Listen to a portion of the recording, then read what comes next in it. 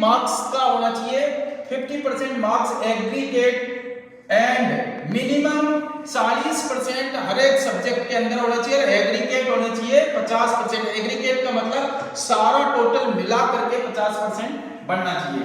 तो ये होना चाहिए और 17.5 से लेकर के 23 साल इसकी उम्र होनी चाहिए। और किसके बीच में होनी चाहिए? 1 अक्टूबर 2022 से 1 अक्टूबर 2008 के बीच में इनका जन्म होना चाहिए। तो वो ही बच्चे एनए फार्मा का फॉर्म भर सकते हैं, नर्सिंग असिस्टेंट। और इसी के अलावा अगर ये एलिजिबिलिटी के बाद में एक और है, 10+2 इंटरमीडिएट पास हो science with physics, chemistry, botany, zoology and English with minimum 50% और एग्रीगेट एंड 40% ये। तो इन दोनों में से कुछ भी हो, दोनों के लिए आप एलिजिबल हो, फॉर्म भर सकते हो।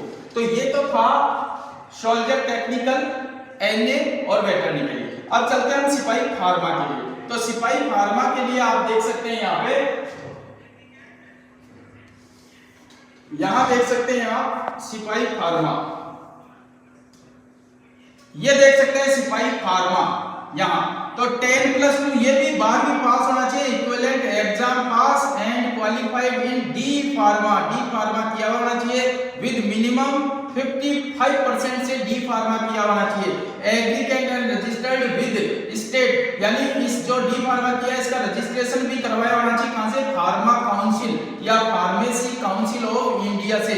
Individual qualified B pharma with minimum 50% marks and registered with state pharmacy. और इसकी उम्र कितनी होनी चाहिए? 19 साल से 25 साल। भाई ये फार्मा भी तो करेगा ना, इसके लिए इसको टाइम चाहिए। तो 19 से 25 साल इसकी उम्र होनी चाहिए। 1 अक्टूबर 2000 से 1 अक्टूबर 2006 के बीच में इसका जन्म होना चाहिए। वही बच्चे सिपाही फार्मा का फॉर्म भर सकते हैं।